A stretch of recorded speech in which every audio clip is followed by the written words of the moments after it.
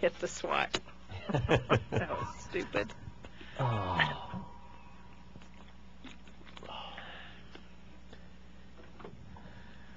Welcome back into Crosstalk here on this Monday morning. I'm Ben Blecha. We have a continuing series going on Monday mornings on Crosstalk. We figure it's Monday, and what better way than to make your weekly resolution to make your business better. And we're joined by Laurie Jones on the program. Laurie, thank you for coming in and doing this. You're welcome. I love Mondays, Ben. Mondays are a whole new week. It is a whole new week and a whole new opportunity to make big decisions, whether in our personal life or in our business life, as our focus today. Decisions are huge. Decisions are very key when it comes to running your business. How many businesses do you talk about, and I know you meet with on a regular basis at the SBDC, that say, God, I wish I wouldn't have made that decision. That's what put me in this position. Yeah. And when you look at it, it was a big decision. And in making big decisions, there are several different ways you can make these decisions, but there's one very key way that can really help you make a big decision in your business that you guys use at the SBDC. And you know, this sounds kind of crazy, but one of my favorite ways, and I've used this in my own personal life as well as for business. It's called a SWOT analysis, SWOT, and that stands for Strength, Weakness, Opportunities, and Threats. And it is a tried and true business decision-making process. It's used for big companies. It's used for small business owners. Entrepreneurs have used it to consider creating a business plan for an idea that they have. And again, for an existing owner, there's things like, do I want to grow my business by offering a new product or a service? It could go the other way. Maybe you offer something or you do something in your business and you're just not sure it's worthwhile. And rather than trying to subjectively answer that question, you can use this technique to help you make that decision. SWOT stands for Strengths, Weaknesses, Opportunities, and Threats. Now, when you look at this, there are four things. You put it on a piece of paper, you draw the plus sign in the middle, and you have four different holes in there. But it's also divided in half, strengths and weaknesses. And they're considered, and again, let me just reiterate what Ben was saying, because we're waving our hands around wildly in the studio. The way that you do this, I just say get out a clean sheet of paper and take your pen and put across, draw your vertical line, your horizontal line, and in your upper left-hand corner is where you put the S standing for strengths, and the upper right-hand corner is W for weaknesses. Then you have your line you've drawn below it, and then you have opportunities on the bottom left side, and then you have threats in your remaining quadrant. And what Ben was talking about is the strengths and the weaknesses are your internal assessments. And the opportunities and the threats are your external. And that is very important to go, because you need to look at yourself and your competition as well as the market you serve. Right. So let me kind of give you a couple of examples, and for the listening audience, if you're following us so far, the first thing is to take a look, and on the internal, what we mean is if you're a small business and maybe a business of one, you look at your own personal traits of your strengths and your weaknesses, but you also examine for the business. So as an example, internal strengths would be, do I have a business plan? And you can put them either on the strength side or the weakness side. So the factors are, do I have a business plan? Do I have a plan of organization of who's involved with my company, employees? Do I have supervisors? So do I have an org chart? Am I good at cash flow management, budgeting, making sure where the money's coming in and coming out? And the answer to that question is, well, I always have money in my checkbook, because I've been told that's not how you manage your cash flow. And that's not cash flow.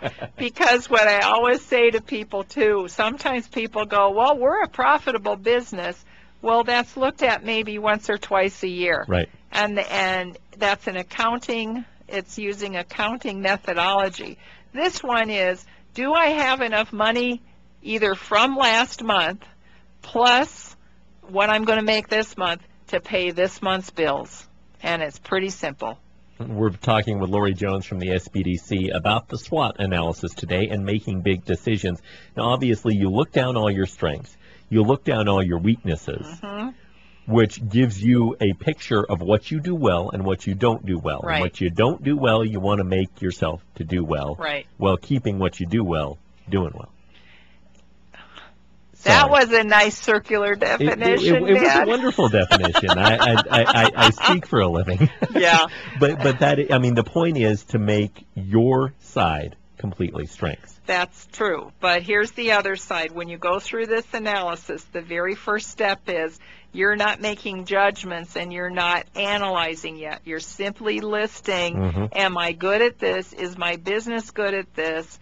Am I bad at this? Do we do these things poorly? So again, another example, customer service. Right.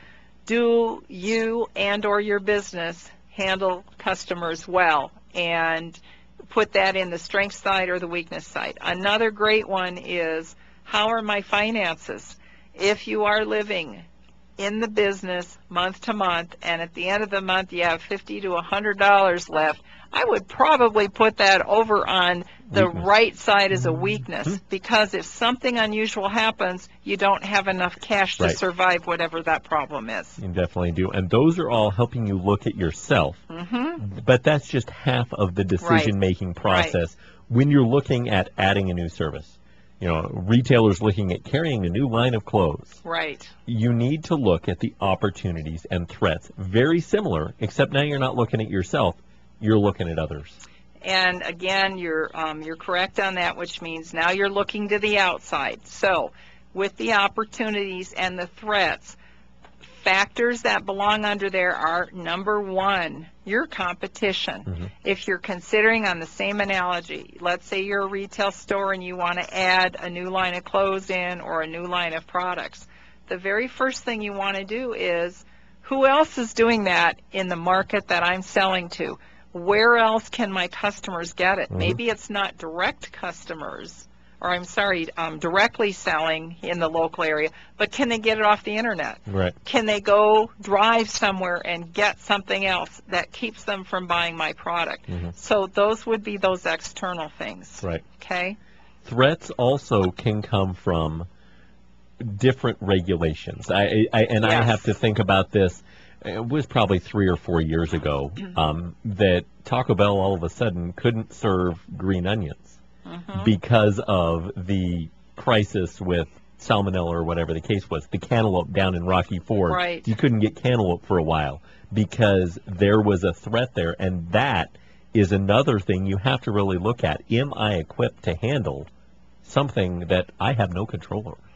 And sometimes people don't think about threats, but what you need to do is say, what are all the things that could impact my business? Right. And those suddenly become threats. It could be a change in a law in the local area. It could be a change, I guess I'll give an example of up in the Front Range, the medical marijuana.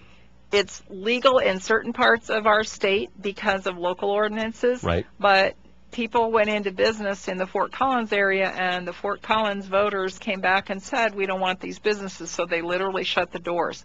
So regulatory issues related to your industry, looking at, is there potential environmental issues that are going to impact you, or some new regulations that are going to impact you.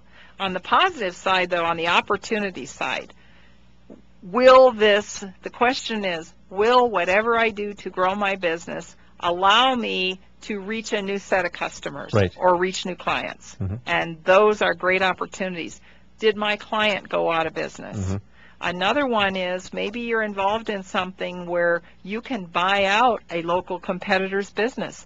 that's an opportunity. Mm-hmm. All of a sudden, you're minimizing your competition. Right. And these are all very important things to have to make a big decision, which is our topic this morning on Crosstalk in our small business discussion with Laurie Jones. And when you get done going through this SWOT analysis and you have everything all written down or typed out or however you want to put your SWOT analysis together, I would like to say there is, but I am pretty sure that I know the answer to this question. I'll let you answer it anyway. Is there a magic formula of how many things on the positive side and how many things on the negative side help me know that this decision is right or wrong for me to make? Here's where it becomes more of an art than a science. Mm-hmm. There isn't any magic number that says, if I have 5 strengths and I have two weaknesses and I have 4 opportunities and I have 2 threats, that doesn't necessarily mean I should make the decision and do this, because each one of those factors has a certain value to you as a business owner. So the way that I like to do these and work with people that are doing a SWOT analysis is trying to get a general value attached to it. Do you want to weight one more heavily than another? Mm-hmm. Things like the economy is going to have a huge weight. If you were doing a business in 2008 after the stock market crashed, and a lot of your customers might be people affected by that, you would highly weight that factor. If you're in an improving economy, which it looks like we're going to move into Mm-hmm. that, maybe you don't weight that factor as heavily now in making your decision. So I hope I answered your question. You did. I knew the answer to the question, Okay. but I wanted you to answer that as well. And we're going to be able to answer a whole lot more decision-making questions on our next edition, because next time we're going to talk about being socially responsible. Right. Having business ethics, because that is a big decision as well. But in the meantime, if folks want to get in touch with you or any of the other SBDC folks out in the area, how can they do that? The first thing is, and again I say, if you can't remember these websites, you can always put in your search engine Small Business Development Centers, and you should get to either one of our local SBDCs. We are NECO SBDC, which does stand for Northeast Colorado, East Central Colorado, and our website is neeccosbdc.org.